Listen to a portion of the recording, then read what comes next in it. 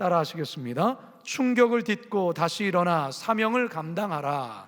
충격을 딛고 다시 일어나 사명을 감당하라.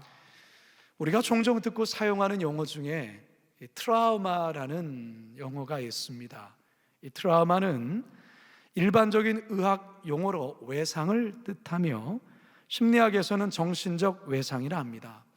과거에 겪었던 고통이나 정신적인 충격 때문에 유사한 상황이 나타났을 때 불안해지는 증상을 말하지요. 트라우마는 사람들의 다양한 경험 속에 나타납니다. 지진이나 쓰나미와 같은 무서운 자연재해나 혹은 붕괴 사고나 어떤 화재, 그리고 큰 교통사고, 또는 낯선 사람이나 사나운 짐승으로부터 우애를 당한 기억, 그리고 사랑하는 이의 갑작스러운 죽음 등의 정신적인 충격으로 갑자기 심장이 뛰던가 식은땀이 흐르고 호흡이 가빠진다든지 죽을 것만 같은 공포에 휩싸이는 경우들, 이 모든 게 트라우마, 즉 정신적 충격으로 인한 나타나는 현상들입니다. 예루살렘 교회가 집단적인 정신적 큰 충격에 휩싸입니다.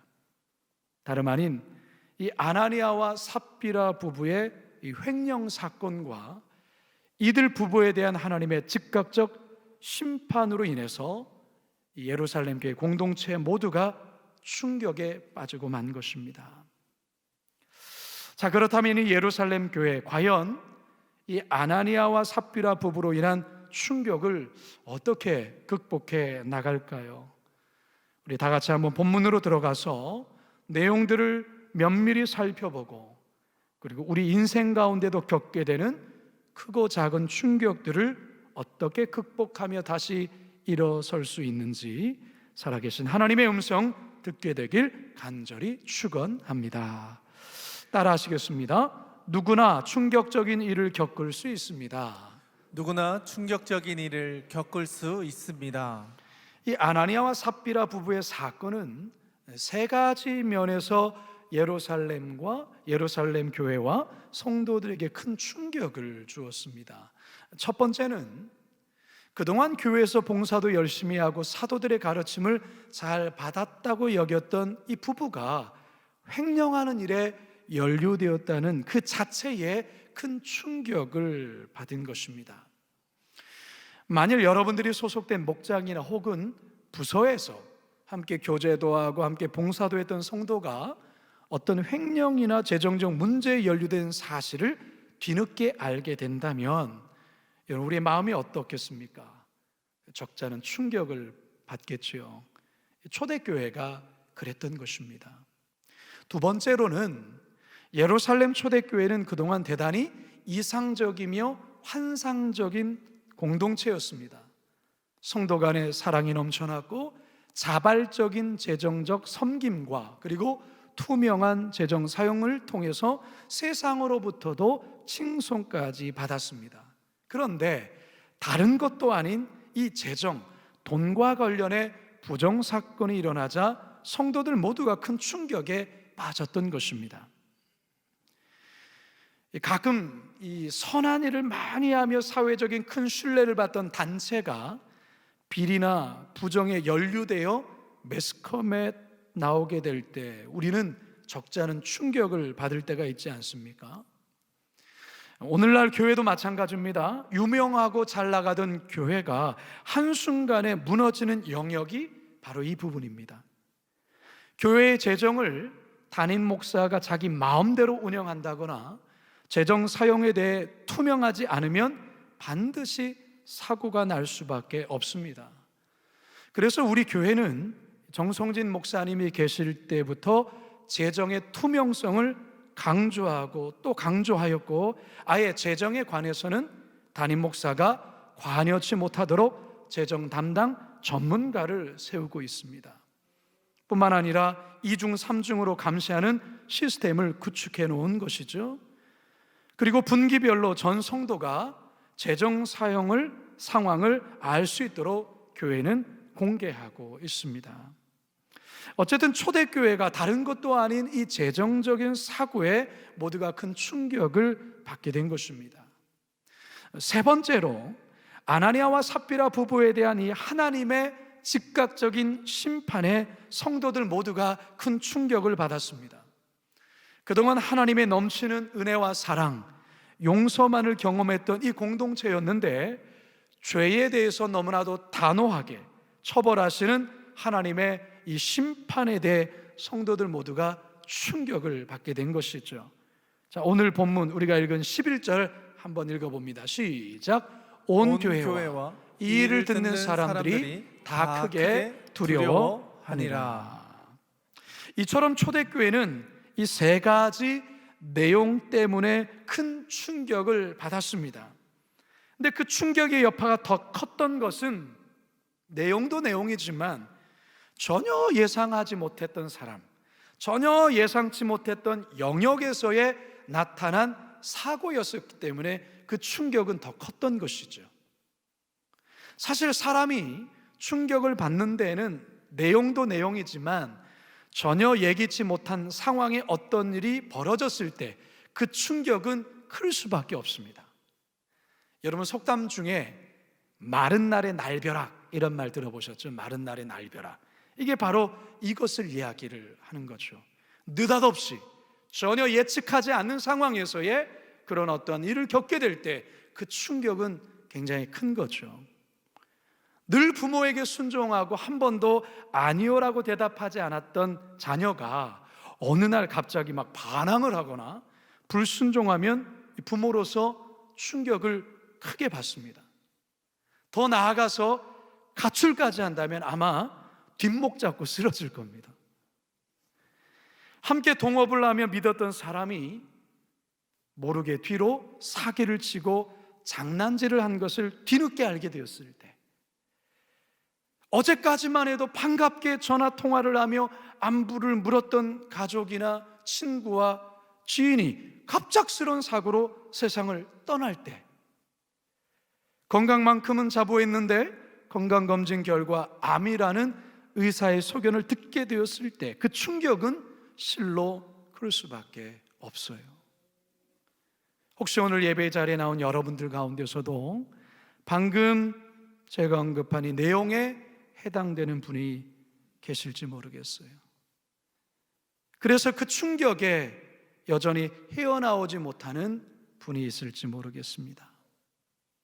성경에서는요, 우리의 삶 속에는 항상 형통한 날이 있지만 곤고한 날도 있다라고 말씀하세요. 그러면서 형통한 날과 곤고한 날에 우리 성도들이 취해야 될 태도에 대해서도 말씀하십니다. 전도서 7장 14절입니다. 시작. 형통한 날에는 기뻐하고 곤고한 날에는 되돌아보아라. 이 두 가지를 하나님이 병행하게 하사 사람이 그의 장래일을 능히 헤아려 알지 못하게 하셨느니라. 곤고한 날에는 되돌아보라는 거예요. 성도 여러분, 어느 누구 하나 예외 없이 인생을 살다 보면 충격적인 일을 겪을 때가 있습니다. 하지만 그 충격에 계속 빠져서만 살아서는 안 돼요. 우리 그리스도인들은 그 충격을 딛고 다시 일어나야 합니다. 바라기는 오늘 말씀을 통해서 다시금 용기를 얻으시고 다시 일어나 믿음의 길을 온전히 걸어가시는 저와 여러분 되길 주님의 이름으로 축원합니다. 아멘. 두 번째 따라 하시겠습니다. 사명을 감당함으로 극복해야 합니다. 사명을 감당함으로 극복해야 합니다. 예루살렘 초대교회와 성도들은요, 다행히 이 아나니아와 삽비라 부부의 충격적인 일에 오래 빠지지 않았습니다. 사도들이 먼저 이 어수선한 분위기를 추스리고서는 맡겨진 사명을 다시금 열심히 감당해요. 12절 상반절입니다. 시작. 사도들의 손을 통하여 민간의 표적과 기사가 많이 일어나매. 사도들이 다시금 고통 속에 있는 자들을 향하여서 맡겨진 사명을 감당합니다. 그랬더니 그 표적과 기사가 많이 일어나고 있어요. 자, 여기서 이 많이라는 이 단어, 헬라어로는 폴라라는 단어를 쓰는데요, 이 단어를 우리가 눈여겨볼 필요가 있습니다. 사도행전의 저자인 이 누가는요, 이 폴라라는 단어를 의도적으로 사용하고 있어요. 그래서 앞절에서의 어떤 심판의 능력, 하나님의 어떤 심판에 대한 그 능력에 대해서 대조적으로 하나님의 은혜의 능력이 다시금 크게 나타나고 있음을 강조하고 있는 것입니다. 동시에 하나님의 능력이 교회와 사도들을 통해 이전보다 더 많이 나타나고 있음을 밝혀주고 있습니다. 다시 말해서 교회 공동체가 충격적인 사건을 딛고 주신 사명을 다시금 감당하자 하나님의 능력이 이전보다 더 크게 역사하고 있음을 말해주고 있는 것입니다. 자, 이처럼 교회 지도자들, 사도들이 다시금 사명을 감당하자 성도들 또한 어떨까요? 12절 하반절입니다. 시작. 믿는 사람이 다 마음을 같이하여 솔로몬 행각에 모이고. 이들이 솔로몬 행각에 모여서 뭐 했을까요? 함께 예배하고 함께 믿음의 교제를 나누고 또 복음 전도의 사명을 감당했겠지요. 이 성도들이 모여있는 이곳 솔로몬 행각, 여러분 이곳은요, 얼마 전에 베드로 사도와 그리고 요한 사도가 복음을 전하다가 유대 지도자들에게 체포되어서 복음 전파 금지 명령을 받았던 바로 그 장소예요. 그런데 지금 예루살렘 이 교회 성도들이 겁도 없이 거기에 모여서 복음 전도에 힘쓰고 있습니다. 여러분, 지금 이 사도들의 모습이나 이 성도들의 모습 속에 얼마 전에 이들이 겪었던 충격이 느껴지십니까? 전혀 느껴지지 않죠. 오히려 이들 안에 다시금 열정이 살아나고 사명에 불타는 그 헌신이 살아나고 있죠. 그래서 이들 안에 어떤 놀라운 역사가 펼쳐지느냐? 14절입니다. 14절 시작. 믿고 주께로 나오는 자가 더 많으니 남녀의 큰 무리더라. 아멘. 여러분, 교회도 그렇고요, 여러분의 가정도 그렇고 여러분들이 일하는 일터, 사업장도 마찬가지예요. 우리가 살다 보면 생각지 않은 위기가 찾아와요. 위기 없이 언제나 고공행진만 할 수가 없어요. 우리의 삶은 그래요. 그런데 문제는 위기 자체가 아니에요. 위기는 언제든지 올 수 있어요. 그러나 그 위기를 극복하느냐, 극복하지 못하느냐가 문제예요. 우리 교단이나 우리 노회 안에 있는 여러 많은 교회들이 있습니다. 여러 교회들의 소식들을 듣게 되죠. 근데 듣다 보면 참 안타까운 얘기들을 많이 듣게 됩니다. 전임 목사님과 후임 목사님 간의 어떤 갈등으로 인해서 교회 안에 큰 위기들에 대한 이야기를 듣기도 하고요, 목회자와 중직자 간의 어떤 다툼과 갈등으로 인해서 교회가 이리저리 흔들리는 그런 이야기도 듣습니다. 이 초대교회처럼 어떤 재정적인 문제로 인해서 어떤 갈등이 나타나기도 하고, 윤리도덕적인 문제로 인해서 정말로 그 위기를 극복하지 못하고 교회가 반토막이 나거나 교회가 없어질 위기에 있는 교회들에 대한 소식도 들어요. 그런데 이와는 반대로 분명히 큰 위기가 찾아왔지만 그 위기를 목회자와 성도가 하나가 되어서 어렵지만 주신 사명을 묵묵히 감당함으로 그 위기를 잘 극복해서 오히려 이제는 이전보다 더 큰 축복과 부흥을 이룬 교회에 대한 이야기도 듣습니다. 중요한 것은 위기가 닥쳐왔느냐 닥쳐오지 않았느냐가 아니라 위기가 닥쳐왔을 때 이것을 극복하느냐 극복하지 못하느냐의 문제라는 것이죠. 여러분, 가정도 마찬가지 아닙니까? 오늘날 위기의 가정들이 많습니다. 부부 간에 혹은 부모와 자녀 간에 위기가 많이 있죠. 전에도 한번 언급했는지 모르겠는데요, 제가 가끔 보는 TV 프로 가운데 금쪽 같은 내 새끼라는 프로가 있어요. 여러분 아세요? 예. 육아 전문가들이 모여서 자녀 양육으로 힘들어하는 부부의 그 사연을 듣고 또한 관찰하면서 그것을 코칭해주는 프로그램이에요. 사실 이 TV를 보다 보면 정말 가슴이 답답해오고 한숨이 절로 나오는 그런 아이들의 모습을 볼 때가 있습니다. 자, 그런데요, 아이들이 그런 행동을 하게 된 배후에는 결국 이 부모의 문제가 크다라는 사실이에요. 자식을 사랑하기에 행하는 부모의 훈육이 결코 건강하지 못하고 부모의 왜곡된 사랑에서 빚어진 결과들이라는 것이죠. 이런 점을 전문가들이 정확히 짚어줍니다. 그러면 처음엔 이 의뢰한 부모들이 놀래죠. 전혀 생각하지 못한 지적에 당황하기도 합니다. 하지만 전문가의 지시를 잘 받아들이고 자녀에 대한 훈육 방법과 태도를 바꾸자 놀라운 변화가 나타나서 큰 위기를 넘어가는 것을 볼 때에 저는 개인적으로 큰 감동을 받곤 합니다. 여러분, 늪에 빠지면요, 허우적거리고 힘을 주면 줄수록 우리는 계속 늪 속에 계속 깊이 들어가고 맙니다. 그러다 결국 죽게 되는데요, 늪에서 나오려면 일단은 평정심을 가져야 돼요. 그리고 힘을 줘서는 안 됩니다. 힘을 최대한 빼야 돼요. 그리고 뭔가 밖에서 잡을 수 있는 것을 잡고 그것을 의지해 천천히 빠져나와야 합니다. 물론 가장 좋은 것은 누군가가 밖에서 밧줄을 던져주면 그것을 잡기만 하면 이 늪을 빠져나올 수 있겠죠. 우리의 인생 가운데 각자만의 늪이 있어요.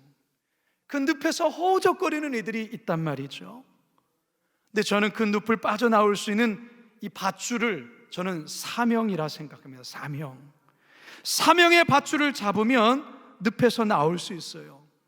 예루살렘 교회가 충격적인 사건을 벗어나게 된 이유가 그 충격적인 사건 속에 계속 매몰되지 않았다라는 것이죠. 그러면서 교회에 주신 이 복음 전도의 사명을 다시금 힘있게 감당했을 때 바로 초대교회는 이 어려움의 충격적인 사건이 늪에서 나올 수 있었습니다. 여러분 개인도 마찬가지예요. 여러분들에게 하나님이 주신 사명 있잖아요. 여러분 교회에서도 마찬가지고 여러분 가정에서도 세상 속에서도 마찬가지입니다. 우리 그리스도인들에게 주어진 사명이 있거든요. 여러분 그 사명 힘들면 우리가 내던져 버리잖아요. 포기해 버리잖아요. 그러면 안 돼요. 오히려 그것을 더 붙잡으셔야 됩니다.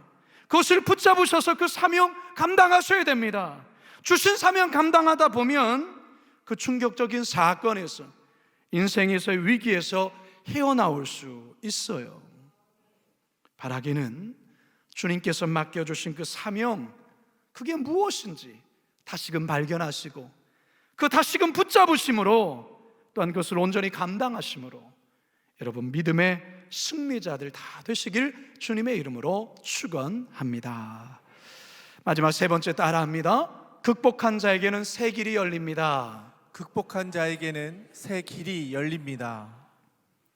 인생에서 겪게 되는 다양한 충격적인 일이 우리에겐 트라우마로 작용할 수도 있지만 그것을 잘만 극복하면 오히려 우리의 인생에서는 전혀 생각지 않았던 새로운 길들이 열리는 역사들이 있습니다.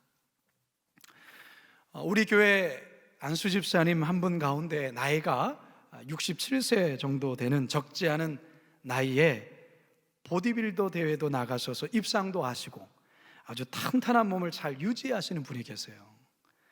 저도 한때 이 집사님의 도움을 받아서 헬스도 배우고 함께 운동도 했는데요, 이 집사님의 몸이 상당히 괜찮습니다. 이 핏이 살아있다 하죠. 그래서 젊은이들이 소화할 법한 옷도 자주 입고요, 그리고 잘 어울립니다. 젊고 멋지게 사시는 분이세요. 그런데 원래 이분이 운동을 좋아하시고 그렇게 운동을 하신 분이냐? 아니에요. 운동 싫어하셨어요. 근데 이분이 이처럼 운동을 하게 된 계기가 어느 날 찾아온 이 건강의 위기 때문이었습니다. 바쁜 직장일로 운동은 꿈도 꾸지 못하고 불규칙한 식사, 폭식, 과식을 하던 중 어느 날 건강검진 결과를 받았는데 충격적인 결과를 받게 된 것입니다. 집사님 스스로가 이러다가 죽겠다, 이러다가 죽을 수 있겠다, 뭐 이런 생각까지 하게 된 것이죠. 그래서 마음에 독하게 이제 마음을 먹고서 이제 운동을 시작하게 됐는데요. 결국 20kg를 감량하는데 성공합니다. 그 뒤로 꾸준히 매일 운동을 하는 가운데 보디빌더 대회까지 나가서 입상도 하게 되셨고요. 지금은 매일마다 운동을 하면서 이 건강을 유지하고 있어요. 이제 70을 바라보는 나이의 분이신데 신체 나이가 건장한 40대의 나이를 유지하고 있습니다. 건강에 대한 충격적인 사건이 있었지만 오히려 이 위기를 잘 극복하자 이제는 자신이 과거에 겪었던 이 건강으로 인해서 고통당하는 자들을 도와줄 뿐만 아니라 본인 스스로도 이전과는 정말 전에는 꿈도 꾸지 못했던 새로운 달라진 삶을 그렇게 누리며 살아가고 있다는 것이죠. 여러분, 모든 게 마찬가지예요. 이 초대교회 또한 그랬다라는 것이죠. 아나니아와 삽비라 부부의 이 충격적인 일을 겪고 큰 위기를 맞았지만 마음을 추스리고 다시금 사명을 감당하자 하나님께서 더 크고 놀라운 새 길을 열어주시더라는 것이죠. 15절에서 16절 함께 읽습니다. 시작. 심지어 병든 사람을 메고 거리에 나가 침대와 요 위에 누이고 베드로가 지날 때에 혹 그의 그림자라도 누구에게 덮일까 바라고 예루살렘 부근에 수많은 사람들도 모여 병든 사람과 더러운 귀신에게 괴로움받는 사람을 데리고 와서 다 나음을 얻으니라. 초대교회 소문이 이제는 예루살렘 안에서만이 아니라 예루살렘 밖까지 퍼지고 있어요. 그래서 예루살렘 부근에 허다한 사람들이 몰려들고 있죠. 특별히 사도 베드로를 통한 더 강력하고 놀라운 치유의 역사가 나타나고 있습니다.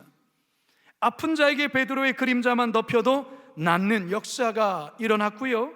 사도들을 통해서 육체적인 질병의 치유만이 아니라 영적, 정신적인 질병의 치유까지 강력하게 나타났던 것입니다.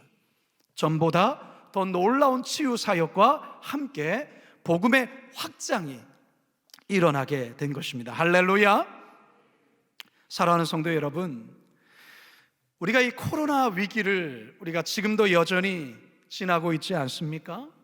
이 코로나로 인해서 우리 교회뿐만 아니라 한국에 있는 모든 교회가 그야말로 큰 충격을 받았어요. 교회의 최대 위기라 아니할 수 없죠.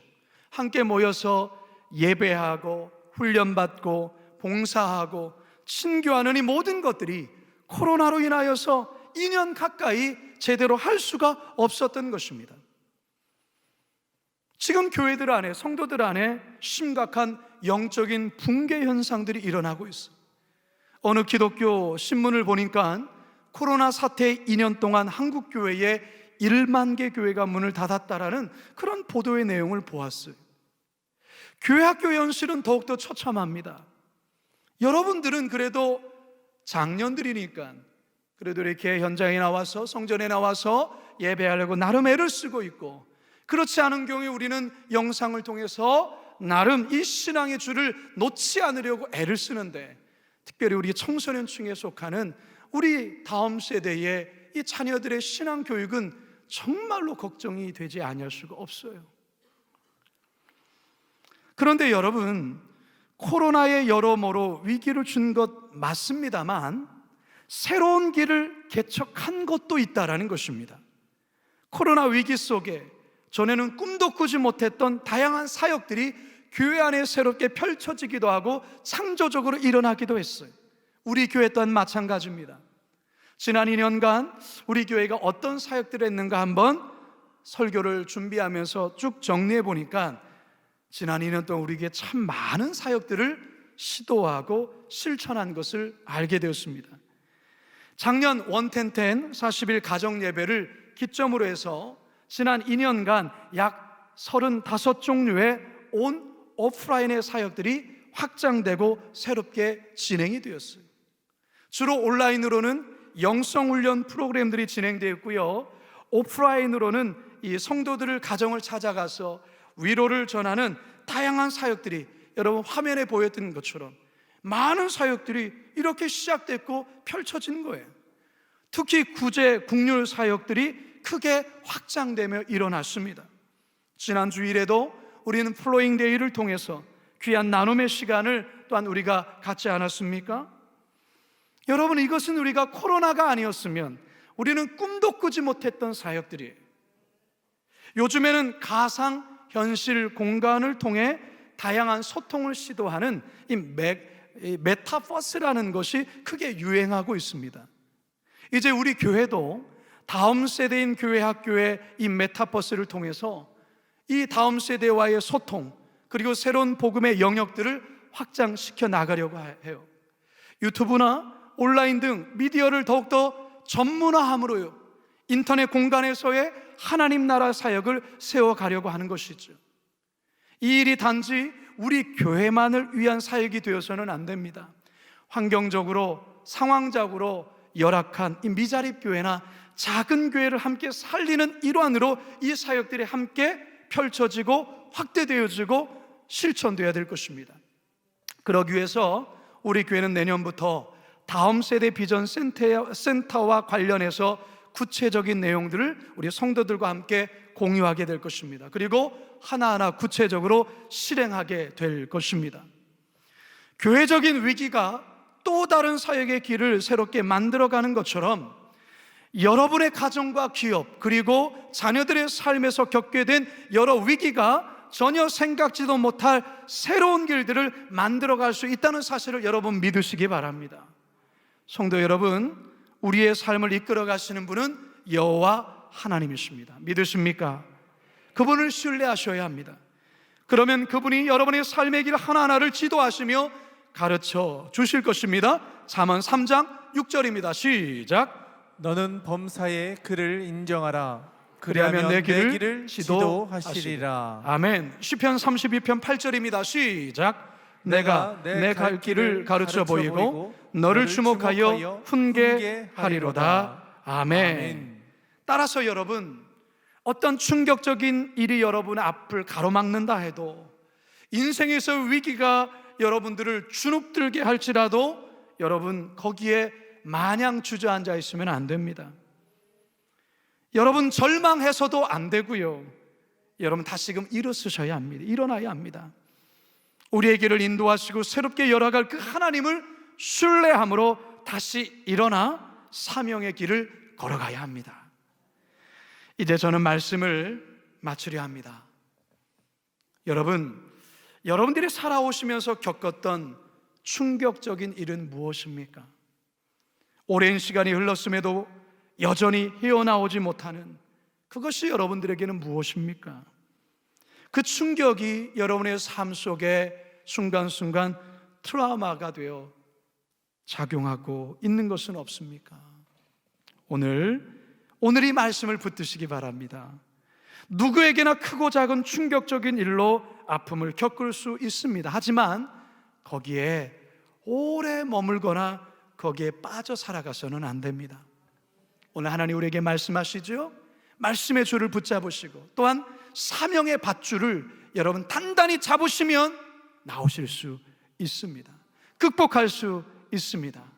그것을 극복했을 때 우리 하나님은 어쩌면 여러분들이 겪었던 그 충격적인 사건의 그 아픔을 통해서 동일하게 그 아픔 속에 있는 자들을 위로하고 치유하는 상처 입은 치유자로 여러분을 사용할지도 모릅니다.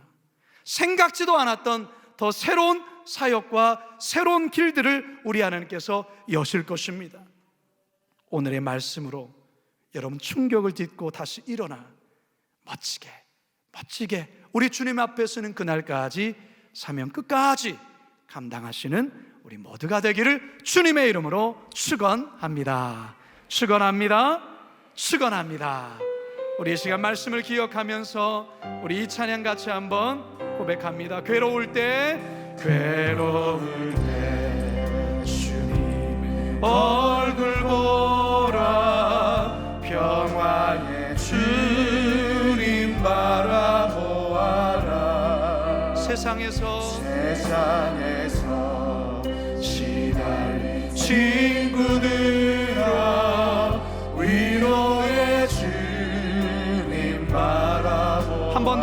고백할까요? 괴로울 때 주님의 얼굴, 괴로울 때 주님의 얼굴 보라. 평화의 주님 바라보아라. 세상에서 세상에서 시달 친구들아 위로의 주님 바라보아라. 눈을 들어 주를 보라. 내 모든 염려 주께 맡겨라. 슬플 때에 주님의 얼굴 보라. 사랑의 주 우리 만식 주리라. 힘이 없고 힘이 없고 내 마음이 연약할 때 연약할 때 능력의 주님, 능력의 주님 바라보아라. 주의 이름 부르는 모든 자는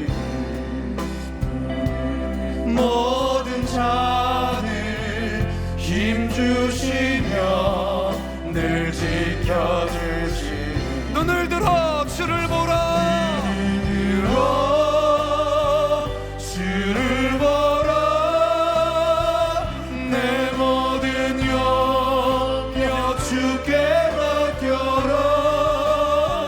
슬플 때에 주님의 얼굴 보라. 사랑의 주 우리 만신 우리 두 손 높이 들고 눈을 들어 주를 보라. 내 모든 염려 주께 맡겨라. 슬플 때에 주님의 얼굴 보라. 사랑의 주 우리 만식 주리라. 인생을 살다 보면 어느 누구나 하나 예외 없이 크든 작든 자기만이 갖는 충격적인 아픔들이 있을 수 있어요. 그 충격적인 사건이 오랜 시간이 지나도 잊혀지지가 않아요. 계속해서 알 수 없는 마음의 고통과 아픔을 줄 때가 있습니다. 사랑하는 여러분, 우리 하나님께서 여러분의 그 아픔을 아세요. 그 아픔을 아시기에 오늘도 이 예배 시간을 통하여서 그 아픔을 들고 주 앞에 나오라고 말씀하시는 겁니다. 그리고 이 시간 우리 주님께서 그것을 그 늪에서 헤어나올 수 있는 밧줄을 우리에게 던져주고 있어요. 말씀을 붙잡아야 된다. 그리고 다시 그 사명을 붙잡아야 된다라고 우리에게 말씀하고 계세요. 여러분, 그것을 붙잡는 것은 여러분들이 하셔야 돼요. 누가 대신해 줄 수가 없어요. 따라서 이 시간 그렇게 기도합시다. 하나님, 나오고 싶습니다. 나오기를 원합니다. 극복하기를 원합니다. 주님 도와주시옵소서. 주의 말씀 붙잡습니다. 사명을 붙잡겠습니다. 우리 다 같이 주여 한번 부르짖고 기도합니다. 주여.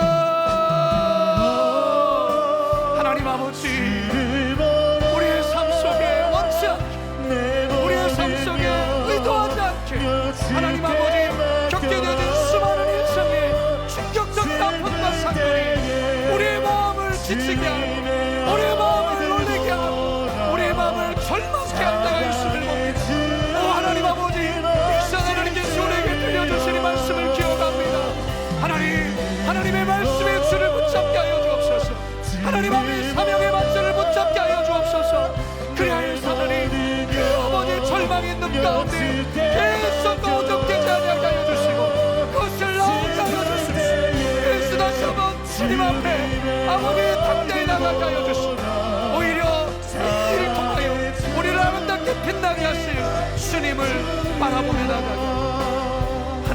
하나님 말로 다 할 수 없는 인생의 충격적인 사건과 일로 인하여 하나님 안 그런 척 하기를 하지만 여전히 내 속에서는 말로 다 할 수 없는 불안과 두려움과 때로는 공포가 우리 안에 찾아올 때 있습니다. 하나님, 이 허우적대는 이 늪에서 나를 건져 주시옵소서. 오 하나님, 이 시간 말씀을 통하여, 성령을 통하여 하나님, 이 빠져가는 이 늪으로부터 주님 건져주시고 구원하여 주시고 자유케 하여 주시옵소서. 다시금 사명의 줄을, 사명의 밧줄을 붙잡습니다. 주님, 다시 한번 이 사명의 줄을 붙잡으며 다시금 일어나게 하여 주시옵소서. 하나님, 오히려 인생에 겪었던 이 아픔이 성령 안에 치유되어 상처 입은 치유자로서 동일한 고통과 아픔 속에 있는 자들을 손잡아주고 그들을 이끌어줄 수 있는 그런 새로운 삶의 길이 우리의 삶에 펼쳐지도록 역사하여 주시옵소서. 감사드리오며 예수님의 이름으로 기도드리옵나이다.